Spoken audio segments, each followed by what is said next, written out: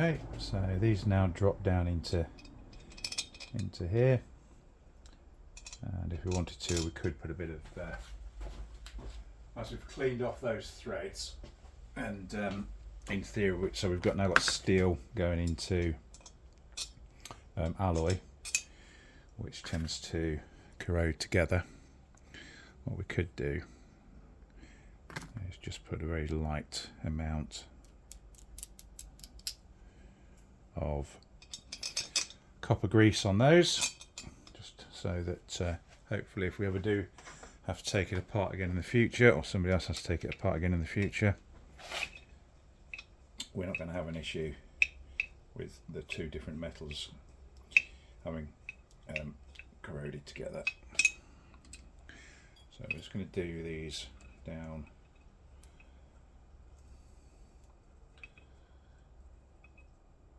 hand tight for now. So there are torque figures for these, and the two bolts that go into here, and the two nuts that are around the other side. So we're going to do those, we're going to look at torquing those up diagonally. I'm going to struggle to torque these ones, to be honest, because I haven't got a torque wrench. Oh no, I have actually got a torque wrench that will go on those, thinking about it. No, we should be able to torque. So that's our barrel back on, all torqued down. So there's only it's a slightly strange arrangement on this. You've got two cap bolts which go through here, two Allen screws on here, and two nuts around the other side. So it's all a little bit odd, but we're all back together. We're all torqued down properly. Cam chains in place. So next to go on is our head assembly. The head assembly has all previously been restored, so I've checked the valve springs. They're all within tolerance lengthwise. They're fine. New valve seats, everything's been through the blast cabinet, and the valves have been cleaned up and lapped in. So got nice clean surfaces. So let's start the rebuild. So first thing to go on here is we've got a couple of locating dowels, which are these two here, and they sit in that space there and that space there. And then we've got a small rubber bushing, and this which provides the oil way between the engine and up to the rocker shaft, sorry, the camshaft I should say. So that sits down into there, and there's a corresponding one of those underneath the other side of the barrel, but I didn't show you that when we put the barrel on, and I probably should have done, but there is one of those that goes underneath as well, with one of those washed on. Interestingly, the new gasket kit only came with one of those inserts, not two, and it really should have come with two, because there's one on the other side and one on there. So what I've done is I've put the new one underneath and this one on here, because if for whatever reason it fails and I need to get a new one, it's easy to just take the head off and just take the barrel and everything else off as well. So I've put the new one underneath, and then next to go on here is the new gasket itself, which is over here. So let's get a knife and just split that open. Being careful not to damage the gasket.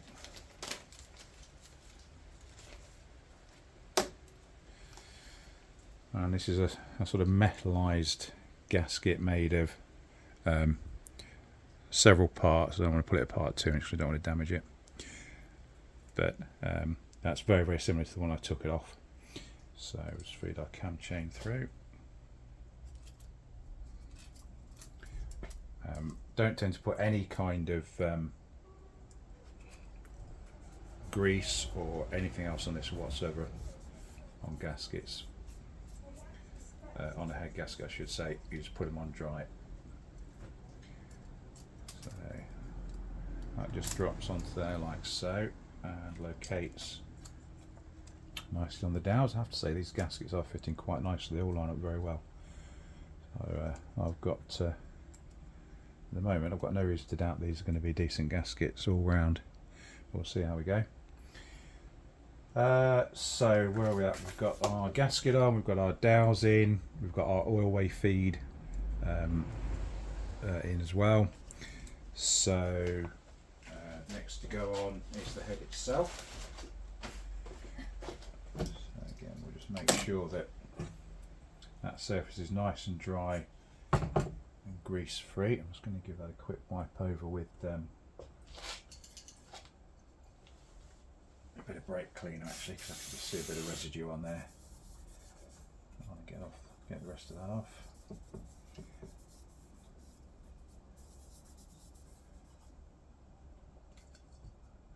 Okay, be careful not to touch it.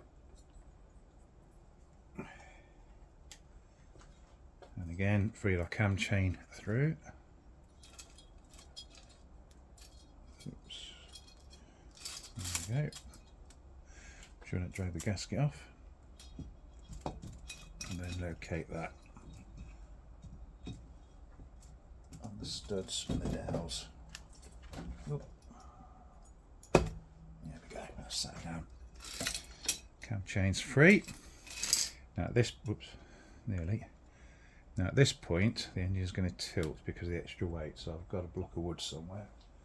Okay. Put that under there to balance that.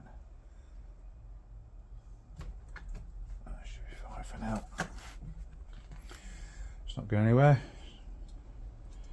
Worst thing you can do now is drop that cam chain all the way down because it'll be difficult to get out.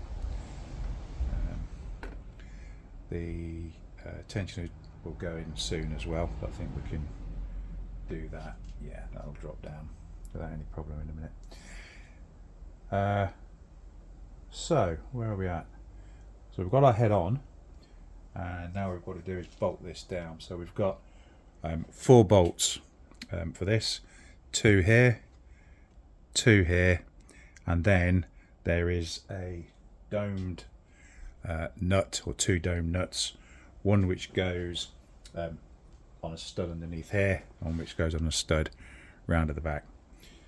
So the 4 main bolts have been zinc plated. In fact, I might clean those threads up before I go any further actually. Yeah, in fact I'm going to do that. And then they've each got a copper washer on. So I'm just running the equivalent tap, it's an M8, but 1.25 tap down these threads because the bolts just still seem a little bit tight. So I just want to make sure that when we torque these up, we're getting the right torque. I've stuffed some rag down the or shop towel, whatever you want to call it, into the bore, because the last thing I want is metal swarf ending up in there and scratching up all the boards. The piston goes up and down. So this head was bead blasted, so I think what's happened is that there's just some residual bits of the shot blast media just left in the threads, so just being careful to cover all the bases. Yeah, I'm going to blow that out as well again in a minute with the air compressor. Just clean that tap up. Yeah, okay, and then pop these dowels out for a second. Okay, let's just remove that as well.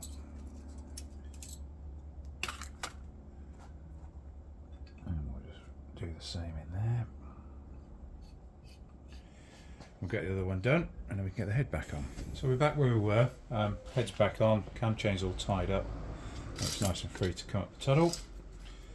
And just one thing I should have noted earlier, These two bolts on this side, so that's the right hand side of the engine as you're sitting on the bike, they are longer than these two, so you need to get those in the right order. Okay, so the ones on the right hand side of the bike as you're sitting on it are longer than the ones on the left.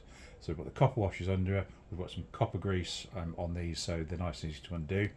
And the manual says to do these up in stages in a crisscross pattern up to, let me just double check, cylinder bolts 25 Newton meters, which is 18 foot-pounds. So where are we? It's inch pounds. So what we'll do is we'll start off at a slightly lower figure. Let's start off with this one.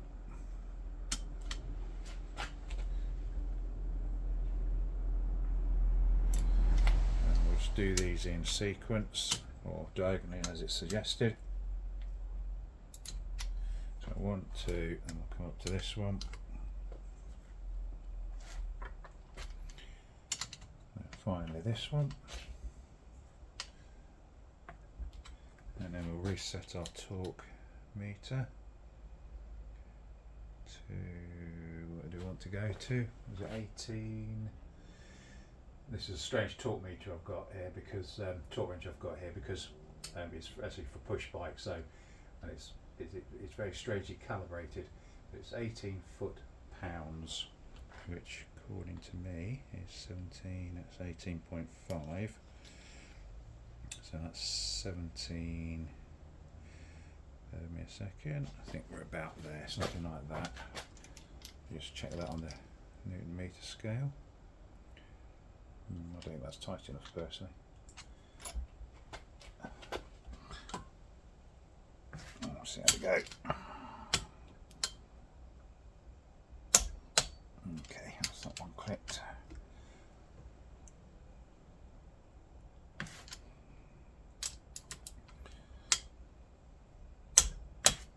Okay, let's get these 1 and 2 to click. That's that one.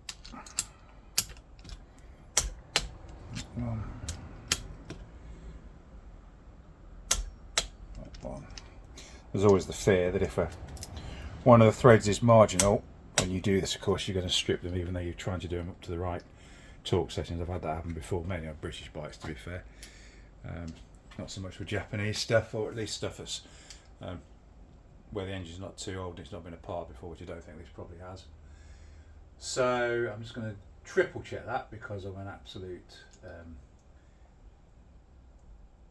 nightmare when it comes to these sorts of things. So it definitely says 25 Newton meters. 25 Newton meters. Okay, so I do like to double check. I'm a bit of a one for that. So that says 22.5 there. Let's go with that. Okay.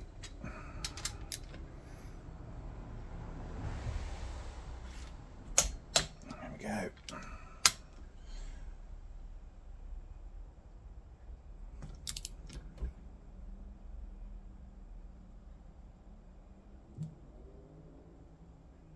Don't like that. Don't want to do that one anymore, if I'm honest with you. It does feel like it's going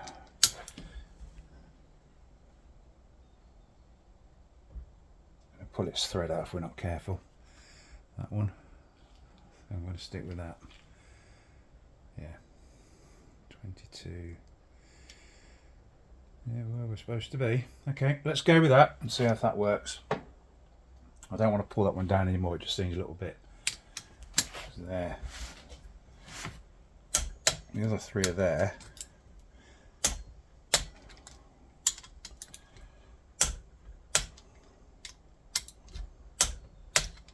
And that one just seems to want to keep.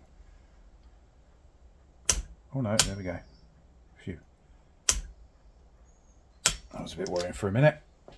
I suppose sometimes you've got to have faith in your torque wrench. Okay, I'm more than happy with that. They're all torqued down to where they need to be. So Next is a couple of washers and a couple of, I think I pointed out, just some dome nuts, and they go one round the back here and one round there. I'll do those off camera. Right, apologies if the video's jumping around a little bit.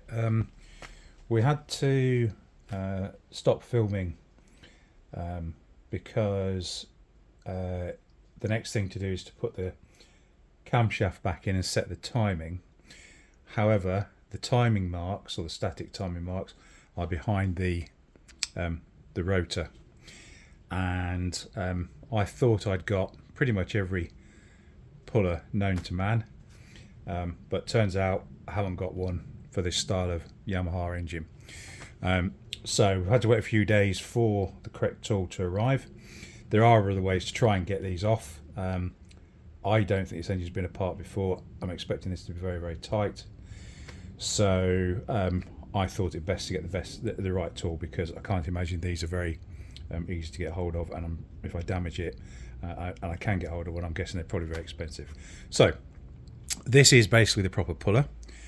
So first thing we need to do is to remove this nut, and then when the nut's off, we can attach the puller, and hopefully with a bit of luck, this will come off. This will be an interference fit onto a tapered shaft with a woodruff key in there. But we need to get that off so that we can see some marks behind there according to the manual, so we can set our camshaft timing. Bit of a shame I've got to take it off, but there you go. That's life. So let me grab my Ugga gun.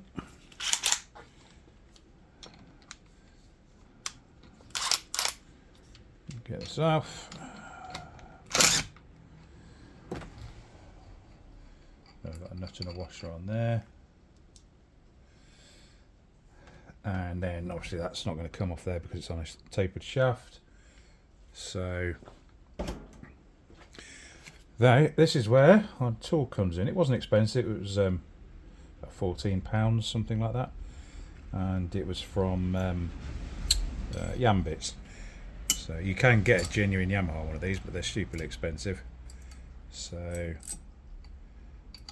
basically, I'm sure you know how puller works, but if not, I'll give it a go anyway. And that's not how it should work, because I've just put that in completely the wrong hole.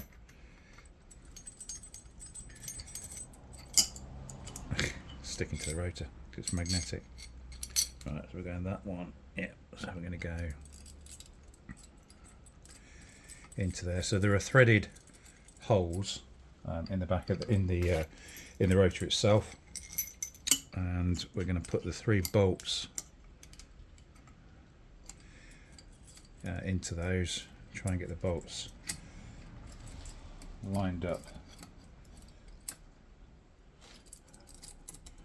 relatively even, because what we're trying to avoid is putting this off at an angle. We want to try and pull it off nice and straight if we can.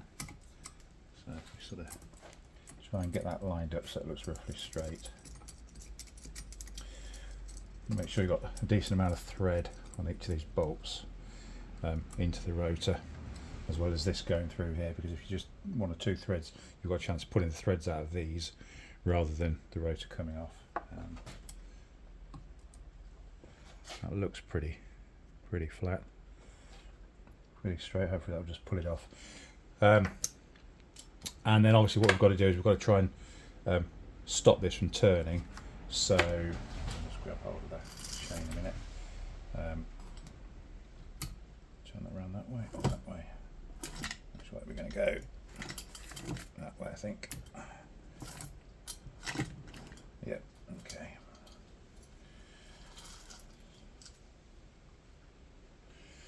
And then what we're going to do is we're just going to attach these grips into here. Like so. That should stop that turning. That doesn't look very even to me.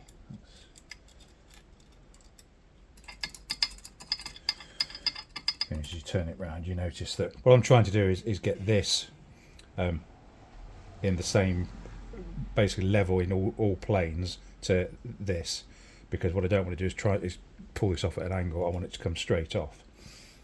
So it's just a question of just fiddling around, just trying to get it so that it looks as straight as possible. That looks pretty straight to me. Okay, we'll go with that. So we've got our bar on the end. Switch it on. There we go. And we'll push this. Oh, in fact, I think that's come off. Yeah, it has. Blimey, that's the easiest one I've ever had. I perhaps could have done that with something else, but anyway, it appears to be off. It's taken massive out. I'm surprised at that. Okay. Right. So if we now take these screws out.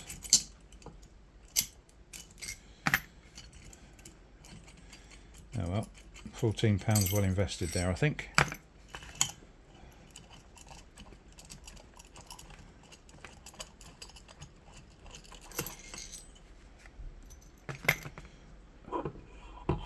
Okay, so that's our rotor off, and as you can see there's a groove in there. That'll be for a wood rough key, which we can't see on that shaft at the minute. I'm just going to put this out of the way. Don't want to damage that. We can now see all of our cam chain in there. If I take you off the camera mount. So now we can see our cam chain, which I'm pulling up there. It's got caught. I just need to free that off in a minute. And then we can see the mechanism here and this lever here is part of the cam chain tensioner, and if we have a look down that hole there, let's get the right one, there we go. So well, the metal is in the way, but basically there we go. If I move that, so the tensioner fits in there and pushes against that arm which tensions the cam chain. So somewhere in here, in fact I can see it, this is the mark that they're talking about there, and we've got to line up something on here with that. We need to go back to the first part of setting up the timing is basically this mark here on the crankcase should align with this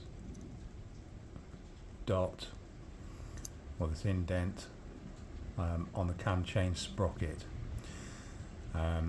So that's the first part of setting our timing up.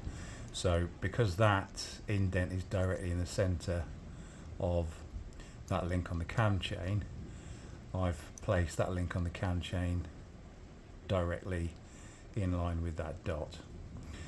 That's the first part of setting up the timing, and the second part is then to install the camshaft and then the camshaft sprocket. Next job is to insert the camshaft itself, and the manual says that it has to be in a position where you can't see it, but there's a pin in there. That pin has to be vertical, and this lobe has to be in this position, so that this is near the top, and this is where we're going to put our sprocket. Just put that over there for a second, and then basically what we're going to do is that dot there is our that denotes the top, so that has to go at the top, and that mark and that mark are timing marks, and both of those should be in line with the top of the head here, if we've got this all set up correctly. Once we've got this set up correctly and those two marks I've just shown you line up with this, if we check back down at the bottom, hopefully that dot will still be in line with the timing mark. So I think what we've got to be careful of here is it is possible to get this 180 degrees out, although I think there is a mark on here somewhere. In fact, I think I have got 180 degrees out because I think that's, I remember taking that off, and that dot there was corresponding with that dot that's on there. So actually I think I've got that out, 180 degrees out. So I'm going to drop that back in the other way round for now. In fact, so before I do that, what I'm going to do is I'm just going to put some engine oil onto these surfaces just to give them a head start, because we don't want anything catching and seizing up. So I'm going to drop that back on with that dot facing upwards. Drop that in there. Let's catch it around the other side of it first. It's just quite a fiddly, this is. Although it's not as bad as a multi-cylinder engine.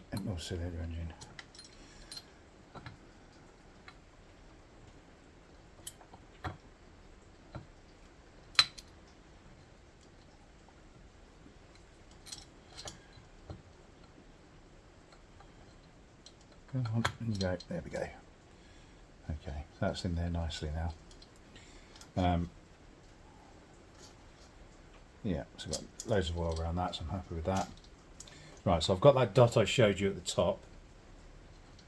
I'm going to go back down the bottom here and just check our dot is still lined up there with the line on the crankcase, which it is. And then it should be a question of making sure the dot on there is at the top and dropping that in like so, getting that lined up, putting the cam chain over the top, oops, and then seeing, once we're going to drop some screws in there in a second and just see if that's all lined up where it's supposed to be. So I've got the bolts here. Just going to drop one of those in there for a second.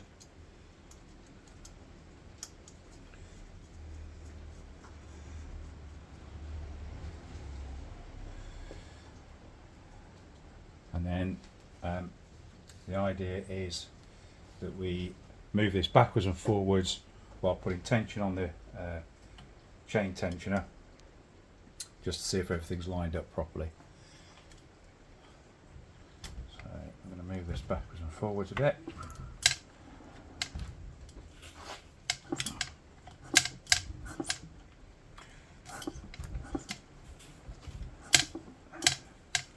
And then we'll do what we did last time, we'll just bring this back up into line.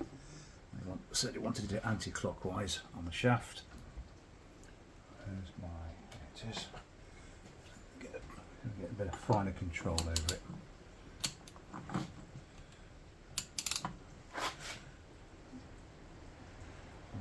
So hopefully what you can see, I'll try and hold this a bit steadier, is it's a bit dark for you to see, but okay. So you can see a timing line there and the other one just there. And if I get down level with this and I push the cam chain tensioner, you can see how both of those now, both those lines are in line with the top of the head. Let me show you again. Push the cam chain tensioner, there you go. They're both in line. And if we come down here, you can see the dot on the sprocket, cam chain sprocket here, is in the middle of that tooth, and that tooth is in line with that. Yeah, next to go in is our cam chain tensioner. just sits down in here. I've got it the wrong way around, I think. Yeah, it just sits down there into that groove.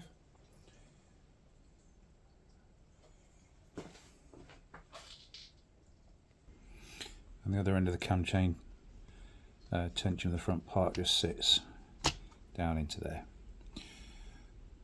Next to fitted is the cam chain tensioner body, which goes into this hole here and then pushes down onto our cam chain tensioner. You can see the cam chain moving up there as I do it. So we're going to treat it to a new gasket. So a bit of grease on the gasket. This isn't for sealing purposes, it's just to make it easier to get the gasket off once if we ever need to remove it. The body itself, let's just drop that onto there. Okay, the body itself is quite a simple arrangement with a plunger which provides the tension via the spring, and if I release the pressure on this, push that all the way back, as I push the spring in, you should be able to see that clicking up the ratchet so it can't go any further. So it's this spring that provides the tension, and then this is a non-return mechanism, so that can't go back in unless you release it, and we'll need to release it to get it in, so we'll leave it in that position like that. This can only go in here one way round, which is that way around. The screw holes are offset, so you can't get it the wrong way around. And then we've got our two screws which go in there. Again, I'm just going to put a little bit of copper grease on those. You never know. It's such a simple arrangement for a tensioner. I don't really know why you'd do anything else. It's effectively an automatic tensioner, which works perfectly well. Manufacturers do all sorts of weird and wonderful things to tension cam chains with all sorts of disastrous consequences sometimes. Okay, so they're in, and I'm going to do those up to 10 Newton meters as per the manual. Then we're going in with the spring and the plunger, or the bit that's holding there. Plunger, and then as we push that in, you can hear that tensioning the cam chain. Oops, that's a bit feisty.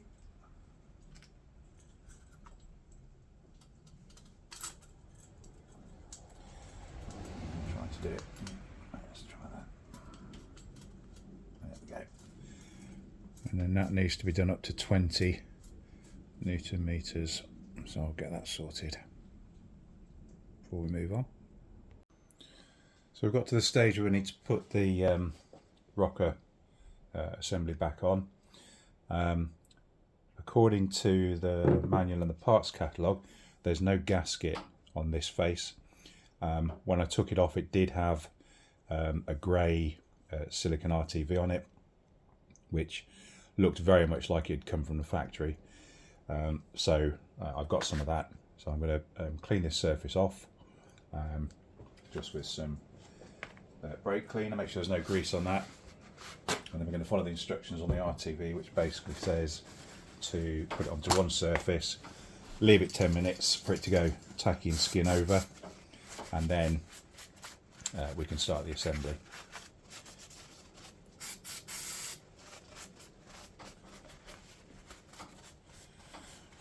There are two locating dowels on the rocker assembly, one here and one here. This one is in the head, but this one is stuck in the rocker assembly, but I know I've got them, so they'll just slide on. So that's cleaned all that off, and I'm going to put a final amount, a bit of lubrication around our collets and also on the bearing surfaces of the camshaft, just to give it a good, decent start. And actually, just rub that off because that's where the silicone is going to go.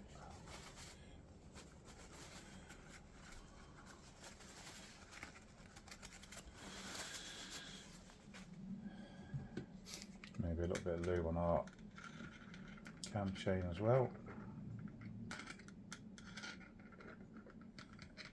Certainly not going to hurt.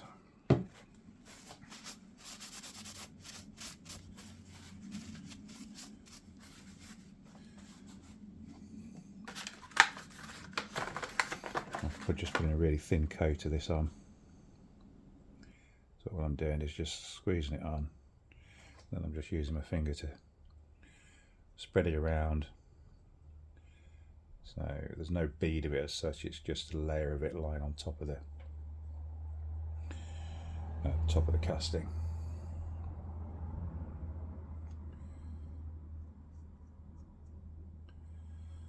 That seemed to be how it had been done from the factory.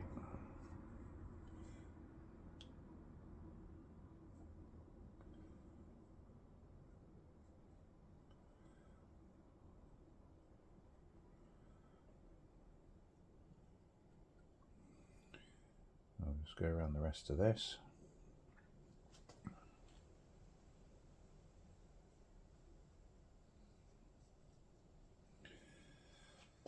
And all of our screw holes and dowel pins. So I don't strictly think this is necessary, but it did look like there was someone here from the factory. It was a very neat job. Almost looked like it had been put on by a machine, which it probably was, I suppose. So you really want to use as little as you can get away with. So we've got to leave that 10 minutes now, so we'll come back in 10 minutes and then we'll drop the rocker assembly on and screw that down. So that's our 10 minutes up. Right, the rocker assembly, what I've done with this is I've loosened all of the adjusters and I've backed those right off because I don't want those interfering with the valves when I'm trying to put this on and torque it up. The other thing to note on this is this bike has a decompression lever, manual decompression lever, works by the kickstart, and you've got to make sure that's in the right position when you put this on. If it's right round here like that, so this is pointing down, that's not the right position. This should be facing up or that way, so that looks like that in there and it's sat on that flat surface. So it should be that way up.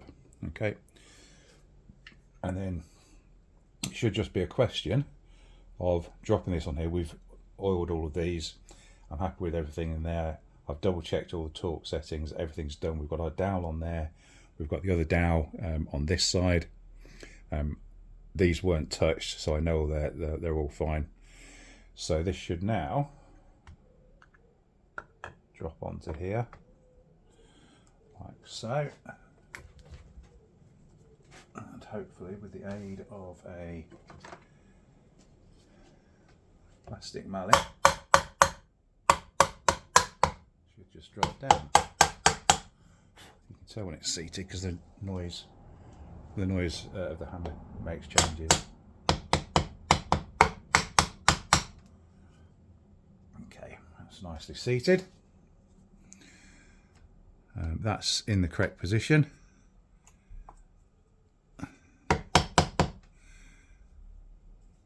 So now we can start to look at what screws go where. So there's a whole, well, there's so many screws to hold this down. I can't quite believe it. I've never seen a rocker coil with so many screws in. Some are really extremely long, some are very short. So we're just going to have to play this by ear. Originally I did have them all put on a piece of cardboard, so I knew which ones were which.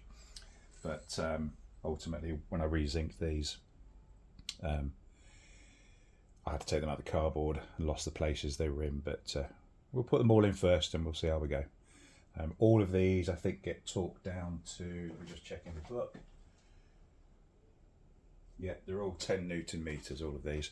And again, one of the reasons why I want to do this off the bike, while the engine's off the bike, is because I noticed that when it's in the frame, it's really difficult to get a torque wrench into some of these, so you know they're correct.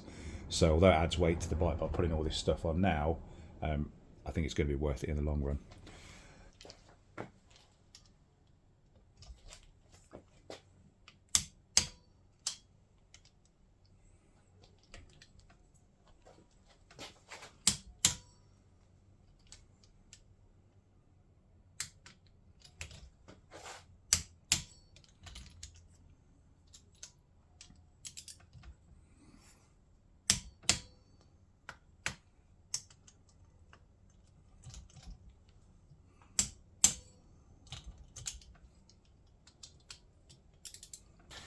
Right, I'm happy with that. So a couple more things to do before we can consider putting this back into the bike, into the frame. Is we can refit the tacho drive assembly, which goes on here, and while it's out the bike, I think it's going to be a lot easier to set all these tappets as well and get those right. They're supposed to be done when they're cold. Obviously it's cold at the moment. I think it's a good point to do it because it's going to be a lot harder to get feeler gauges, etc., back in here once it's back in the bike. So that's the next stage.